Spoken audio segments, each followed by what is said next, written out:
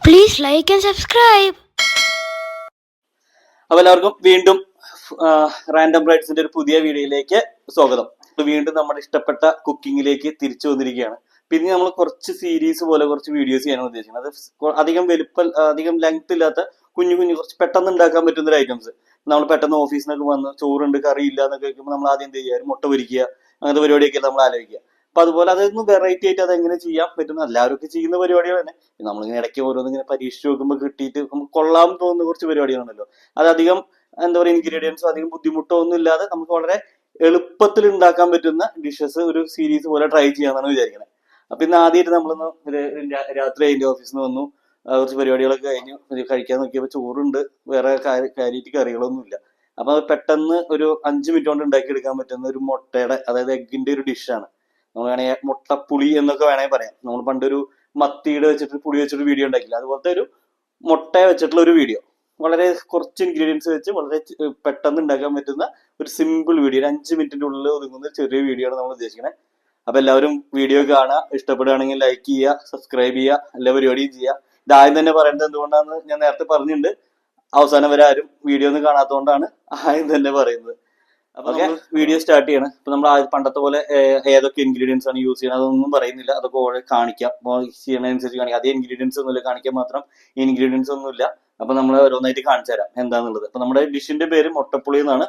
അപ്പൊ അതെങ്ങനെയാണെന്നുള്ളത് നമുക്ക് കാണാം. അപ്പൊ ഞാൻ ഐശ്വര്യമായിട്ട് നമ്മുടെ നാടൻ വെളിച്ചെണ്ണ, മാക്സിമം നാടൻ വെളിച്ചെണ്ണ യൂസ് ചെയ്യാൻ ശ്രമിക്കുക ഇങ്ങനത്തെ കറികളൊക്കെ. അപ്പൊ അതൊന്ന് ചൂടായി വരുമ്പോ നമുക്കിനി ഒന്ന് പൊട്ടി തെറിച്ച് വരുന്ന സമയത്ത് കുറച്ച് കടുകും കൂടി ഇട്ട് കൊടുക്കുക.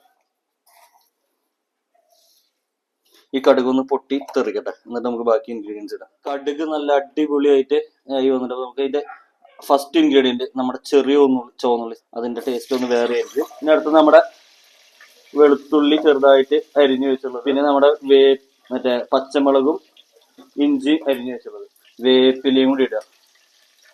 ഇനി ഇതൊന്ന് ജസ്റ്റ് ഒന്ന് കളറ് മാറി വരുമ്പോൾ നമുക്ക് ഒരു ഇൻഗ്രീഡിയന്റ് കൂടി ആഡ് ചെയ്യാൻ. നമ്മുടെ ഇപ്പൊ ചുവന്നുള്ളിയും ആ മസാല കുറച്ചൊരുവിധം മൂത്ത് വന്നിട്ട് ഇനി നമുക്ക് അടുത്ത ഇൻഗ്രീഡിയന്റ് എന്ന് പറഞ്ഞു കഴിഞ്ഞാൽ ഒന്നുമില്ല, നമ്മുടെ സ്വന്തം തക്കാളി.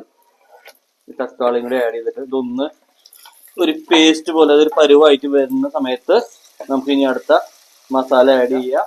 നമുക്ക് ഗ്യാസ് ഒന്ന് കുറച്ച് വെക്കാം. അതെന്തിനാണെന്നറിയോ? മസാല ചേർക്കാം. എല്ലാവർക്കും അറിയാം, മസാല ചേർക്കുമ്പോൾ നമ്മൾ അധികം ഗ്യാസ് ഫുള്ളിൽ വെക്കരുത്. അപ്പൊ നമ്മൾ കുറച്ച് മുളക് പൊടി, കുറച്ച് മഞ്ഞപ്പൊടി, കുറച്ച് മല്ലിപ്പൊടി, ഓക്കെ, ഉപ്പും കൂടിയും ചേർത്തേക്കാം. ഇതിൻ്റെ ഉപ്പ് നമുക്ക് അവസാനം ചേർക്കാം, എന്നാലും ഈ സമയത്ത് കുറച്ച് ഉപ്പും കൂടി ചേർത്ത് ഇളക്കുക.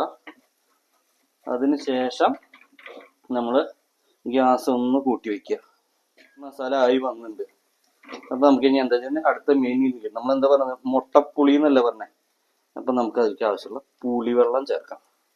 ഓക്കെ, ആവശ്യമുള്ള പുളിവെള്ളം കുറച്ചും കൂടി പുളിവെള്ളം ചേർത്തു, മതി. അധികം ഇത്രയൊക്കെ ആവശ്യമുള്ളൂ. ഇതൊന്ന് തിളച്ച് വരണം. നമുക്ക് ആദ്യം ഇതൊന്ന് അടച്ചു വെച്ചിട്ട് അപ്പൊ നമുക്ക് ഇത് എത്രത്തോളം എന്തായിട്ടുണ്ടെന്ന് നോക്കാം. ഏകദേശം 5 മിനിറ്റ് ഞാനിപ്പോ ഇത് മൂടി വെച്ച് ഇതാക്കിയിട്ടുണ്ട്. അപ്പൊ ഇതാ ഏകദേശം ഇതാ വറ്റി വന്നിട്ട് നോക്കി കാണിച്ചു കൊടുത്തേ. നല്ല കുറുകി നല്ല അടിപൊളിയായിട്ട് വന്നിട്ടുണ്ട്. ഇതിലേക്ക് നമ്മുടെ മെയിൻ ആയിട്ട് ഇത് നമുക്ക് മുട്ട വേണമെങ്കിൽ പുഴുങ്ങിയിട്ട് ആഡ് ചെയ്യാം, പല രീതിയിൽ ആഡ് ചെയ്യാം. ഞാൻ നേരിട്ട് മുട്ട ഇതിലേക്ക് ഒന്ന് ആഡ് ചെയ്യാൻ പോട്ടെ. മുട്ട ഇതിലേക്ക് ഇങ്ങനെ നേരിട്ടിട്ട് മുട്ട ഒന്നിങ്ങനെ ആഡ് ചെയ്യാൻ പോകും.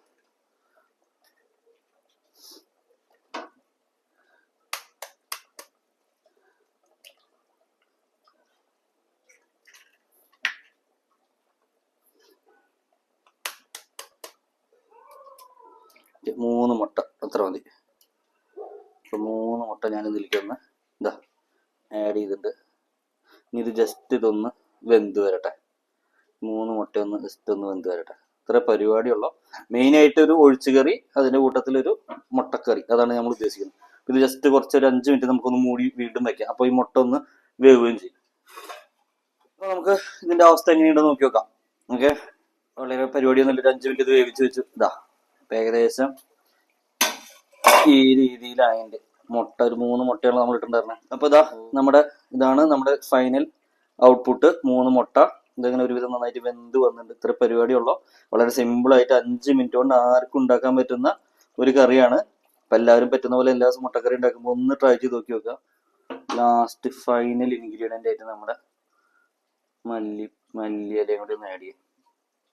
വേണ്ടി ഇതിൻ്റെ ടേസ്റ്റ് എങ്ങനെയാണെന്ന് അറിയാൻ വേണ്ടിയിട്ട് മുട്ട എടുത്തു, കുറച്ച് ഗ്രേവി ഇതിലേക്ക് ഇങ്ങനെ ഒഴിച്ചു.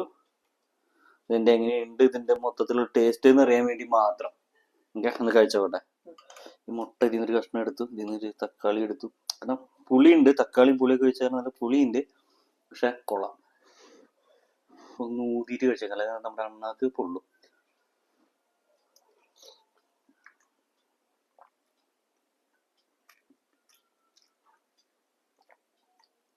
മസ്റ്റ് ട്രൈ, നിങ്ങൾ ട്രൈ ചെയ്ത് നോക്കാം.